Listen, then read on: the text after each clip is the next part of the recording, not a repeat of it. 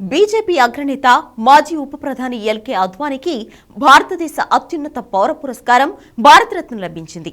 ప్రధాని నరేంద్ర మోడీ ఎక్స్లో ఈ విషయం తెలిపారు. అద్వానీకి స్వయంగా శుభాకాంక్షలు తెలిపారన్న మోడీ దేశాభివృద్ధిలో కీలకంగా వ్యవహరించారని ట్వీట్ చేశారు. బీజేపీని స్థాపించిన దగ్గర నుంచి అధికారంలోకి తీసుకొచ్చే వరకు అద్వానీ ఎంతో శ్రమించారు. ఉప ప్రధాని పదవితో పాటు కేంద్ర హోంమంత్రిగా ఇతర హోదాల్లోనూ ఆయన పనిచేశారు. ప్రధాని పదవిలో కూర్చోవాలన్న అద్వానీ కల నెరవేరకపోయినా అయోధ్యలో రామమందిరం నిర్మించాలన్న కోరిక మాత్రం నెరవేరింది. జనవరి 22 నాడు అయోధ్య రామమందిరంలో బాలక్రామ్ ప్రాణప్రతిష్ఠ జరిగిన రోజున ప్రపంచంలోని హిందువులందరికీ ఎల్కే అద్వానీ తప్పకుండా గుర్తుకొచ్చారు. అయోధ్యలో రామమందిరం నిర్మాణం జరగాలని 1990లో ఎల్కే అద్వానీ రథయాత్ర చేపట్టడం వల్లే ప్రస్తుతం సాధ్యమైంది. అప్పట్లో దేశవ్యాప్తంగా అల్లర్లు, అద్వానీని అరెస్ట్ చేయడం ఇలాంటి సంఘటనలు ఎన్నో జరిగాయి. చివరకు మందిరం నిర్మాణంతో అద్వానీ చేసిన పోరాటం విజయవంతమైంది. ఇదే టైంలో దేశ అత్యున్నత పౌర పురస్కారాన్ని ప్రకటించడం మోడీ ప్రభుత్వం తీసుకున్న మంచి నిర్ణయం. మోదీ ప్రధాని అయ్యాక బీజేపీలో సీనియర్లను పట్టించుకోవడం లేదన్న విమర్శలకు చెక్ పెట్టడానికే అద్వానీకి భారతరత్న ప్రకటించినట్లు తెలుస్తోంది.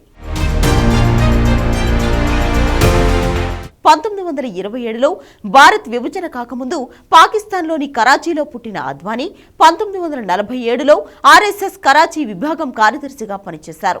దేశ విభజన తర్వాత ఇండియాకు వచ్చిన ఆయన ఆర్ఎస్ఎస్లో వివిధ విభాగాల్లో పనిచేశారు. 1973 నుంచి 76 వరకు జనసంఘ్ అధ్యక్షుడిగా అద్వానీ ఎన్నికయ్యారు. 1970 నుంచి 2019 వరకు పార్లమెంటు సభ్యుడిగా ఉన్నారు. రామజన్మభూమి ఉద్యమంలో అద్వానీదే కీలక పాత్ర. అయోధ్యలో రామమందిరం నిర్మాణం జరగాలంటూ రథయాత్ర చేశారు. దాంతో దేశంలోని హిందువుల్లో చాలా మంది బీజేపీ వైపు టర్న్ అయ్యారు.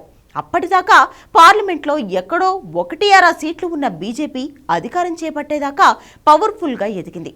అందుకు అద్వానీయే కారణం. వాజ్పేయి ప్రభుత్వంలో డిప్యూటీ పీఎంగా పనిచేశారు అద్వానీ. 2014 ఎన్నికల్లో ఎల్కే అద్వానీతో పాటు మురళీ మనోహర్ జోషి కూడా బీజేపీ ప్రచారంలో కీలకంగా వ్యవహరించారు.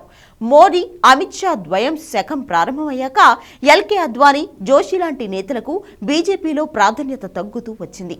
ఆ తర్వాత మోదీ హయాంలో బీజేపీ మరింత బలపడడం, 2 సార్లు అధికారంలోకి రావడం జరిగాయి. అద్వానీ యాక్టివ్ పాలిటిక్స్లో లేకపోయినా ఆయన లాంటి సీనియర్ల సలహాలను మోడీ తీసుకుంటారని బీజేపీ వర్గాలు చెబుతూ ఉంటాయి. రామమందిరం నిర్మాణం తర్వాత దేశమంతా అద్వానీని గుర్తు చేసుకుంటున్న ఈ టైంలో ఆయనకు భారతరత్న ప్రకటించడం విశేషం. కేంద్ర ప్రభుత్వం భారతరత్న ప్రకటించడం ఈ ఏడాదిలో ఇది రెండోసారి. బీహార్ మాజీ సీఎం, దివంగత నేత కర్పూరి ఠాకూర్కు భారతరత్నను 10 రోజుల క్రితమే అనౌన్స్ చేసింది. ఇప్పుడు అద్వానీకి ఇస్తున్నట్లు మోడీ తెలిపారు. దేశంలో ఇప్పటి వరకు 49 మంది ప్రముఖులు భారతరత్న అందుకున్నారు. వీళ్లలో 17 మందికి మరణానంతరం లభించింది.